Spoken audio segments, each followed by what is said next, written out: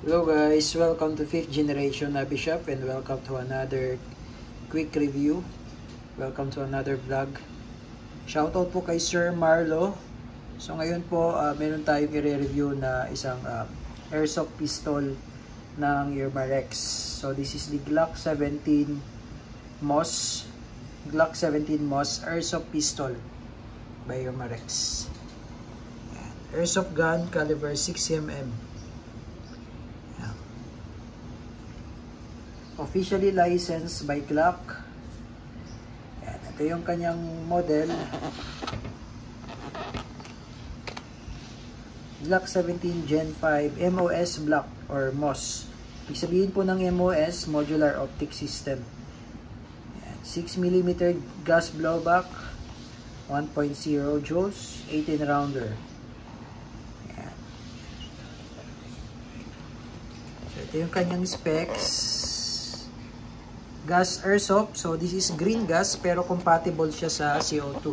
So meron tayo ditong CO2 mag. Ito yung CO2 mag. And then yung kasama niyang mag is the gas magazine. Mamaya papakita ko sa inyo. 1.0 joules, 18 rounder magazine, metal slide. This is blowback, single action. Ayan yung MOS, modular optic system. So pwede siyang lagyan ng red dot optic. Then adjustable yung kanyang hop-up katulad sa airsoft. Yan. Yermarex officially authorized. Glock Perfection. So ito yung box. Ganda ng packaging niya. It comes with syempre yung owner's manual and the maintenance manual. So, ayan siya. Glock 17 Gen 5 po ito. With rear serrations, front serrations and rear serrations. With full markings, Glock 17 Gen 5 on slide. Ayan. Ito yung kanyang gas magazine. 18 rounder. Tapos, compatible siya sa CO2 mag. So, ito yung CO2 magazine. Pwede siyang CO2, pwede rin siyang gas. Ayan. Ito yung gas. And ito yung CO2. So, pwede siya. So, magpapalit lang kayo ng magazine. So, itong CO2 mag, hindi pa kasama. Bali, itong gas magazine ang kasama sa unit. Ayan. So, airsoft siya. So, ang bala niya ay plastic ball, 6mm. Ayan. Kasi meron tayong airgun version nito kasi wala tayong stock. So, ito yung airsoft version. Ayan, CO2 tsaka gas magazine. May kasama siyang mga plate. Ayan, oh. May mga kasama siyang plate. So, iba't ibang model ng red dot pwede dito. So, ito yung unit. Ayan, Glock 17 Gen 5. Ito yung MOS. Ayan. Modular optic system.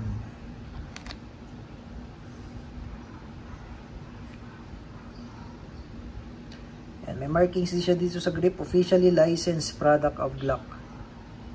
Yan.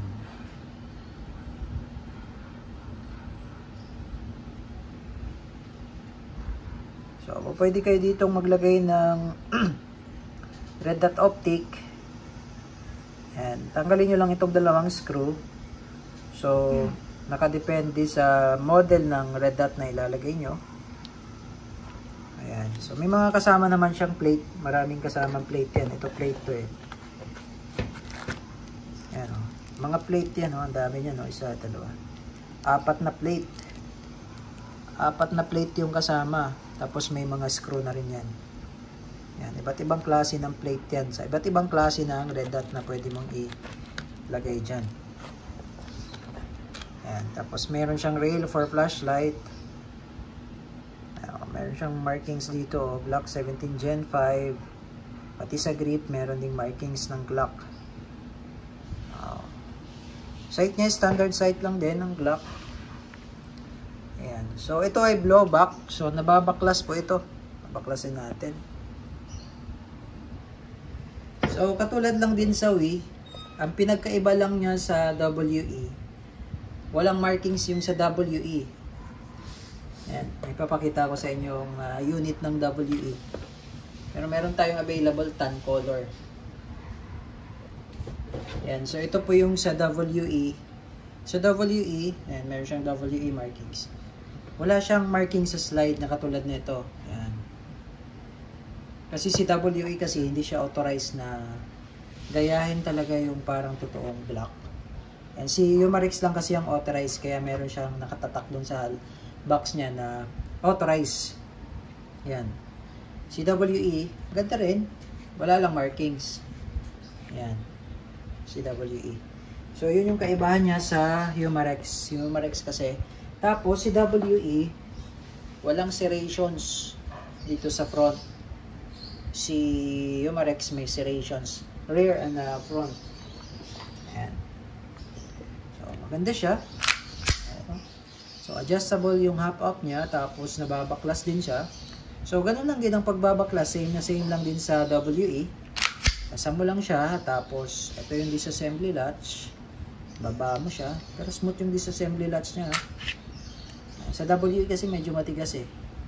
Ayan. Ito yung loob. Ayan. Meron siyang hop-up adjuster.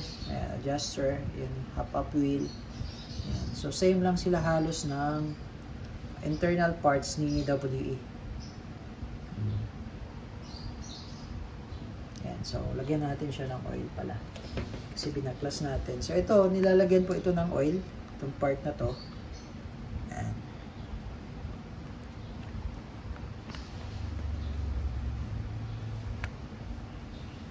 Maganda to pang practical shooting, pang laro-laro kasi pwede kang gumamit ng gas magazine, pwede ka rin gumamit ng CO2 magazine. So pagbabalik, ganun lang siya. Pasok mo lang siya dyan. Dito, ingatan natin ito minsan kasi sumasabit yung ano niya, yung tawag nito, guide rod.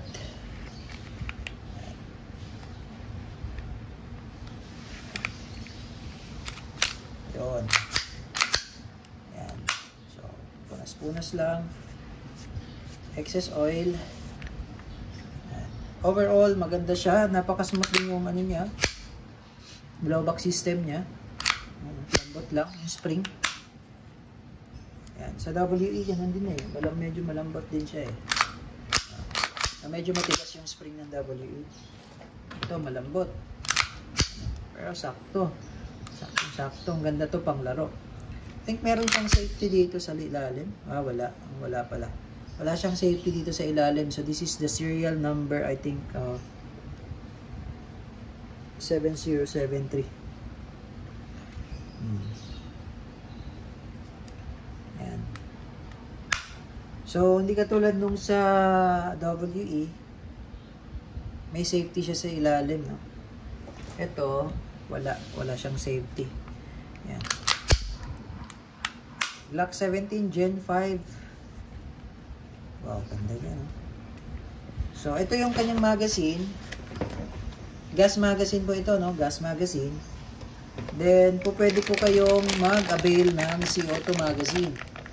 So, pareho natin itetest tong dalawa. Gas magazine and CO2 magazine.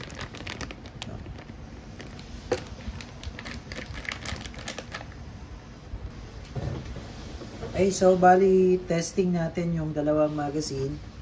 Ito yung magazine ng this is the gas magazine, and then this is the CO2 magazine. And yung sa CO2 meron lang siyang cut ito sa may gitna. Ayan. Okay, so load tayo. Unahin natin yung gas magazine. So, ito yung gas, green gas. I'm using number 12 Pop Dino.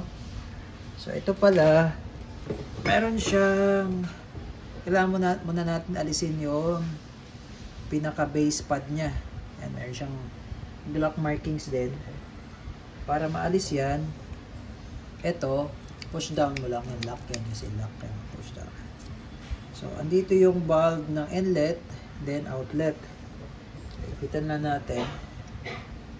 Para sure. Tapos 3 to 5 seconds lang.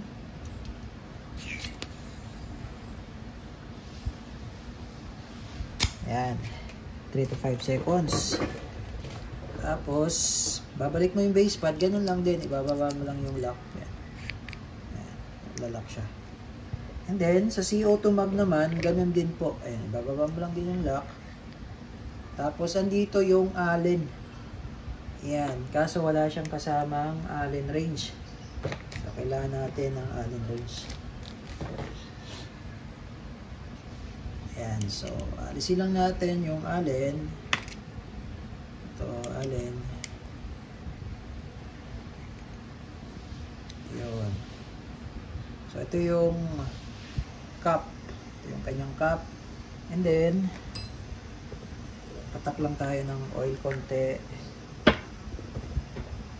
Then ito yung CO2. Kanina yung ginamit natin, green gas. Ito yung CO2 naman. CO2 cartridge. Pop dyno din siya. Pasok mo na siya dyan. Then lagay mo yung cap. Yan. Then hihigpitan na natin. Okay. So kailangan nakalapat ng maayos yung thread niya. Okay. So kailangan make sure na nakalapat maayos yung thread niya kasi pag hindi, malulos thread yan. Yan. Tapos higpitan natin ngayon. Kailangan medyo mabilis lang yung pihit nito. Kasi pagka medyo mabagal tayo, mabubutas yan, sisingaw. Yan. Okay. Tamang higpit lang. Yan. So ito yung CO2 mag, base pad, balik. Yan. CO2 mag and the green gas magazine. So again, compatible siya sa gas magazine and CO2 magazine. So dual siya. Okay. Dual propellant. Pero hindi siya dual ammo ha. Dual propellant lang. Pwedeng gas magazine, pwedeng green gas, pwede ring CO2. Pero ang bala niya ay airsoft, plastic BBs pa rin. Diba, binabalaan nila ng steel ball as long as 5.95 steel ball.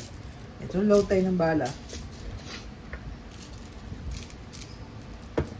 Then mamaya i-compare natin yung yung EPS itong dalawang magazine. EPS ng CO2, EPS ng gas magazine, green gas magazine.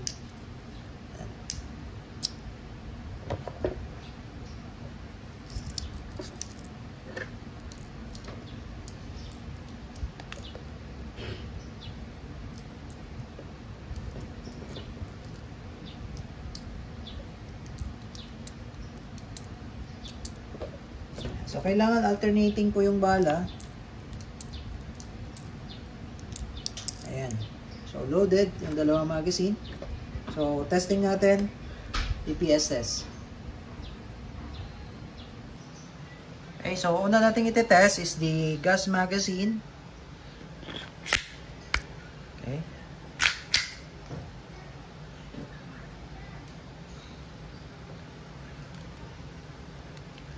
Firing 295.5, 290.9, 289.9, 286.0. Okay.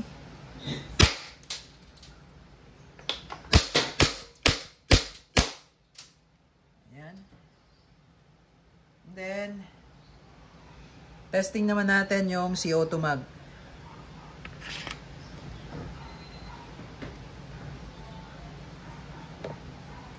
Okay, so ito po yung CO2 mag. Naka-open slide, salpak lang. Okay. So, kanina nasa around 289. Ito, check natin kung ilang EPS yung CO2. Pairing. 272, 263, 254, 255. Mas malakas yung recoil niya, yung CO2 magazine. Mas malakas yung recoil, maganda siya pang laro-laro.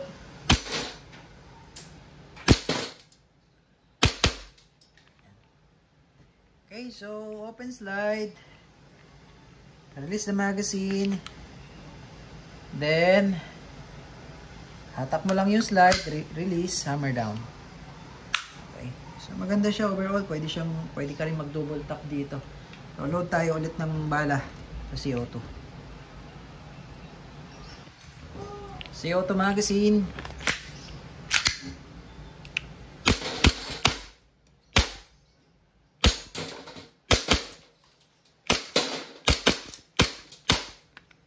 Sarap. Medyo malakas ang recoil pag CO2 compared to gas magazine. Yan. So, release mag. Yung isang CO2 niya nasa more or less 90 shots bago maubos yung isang CO2. Okay, so ganda. Glock 17 Gen 5 officially licensed by Umarex Airsoft Pistol.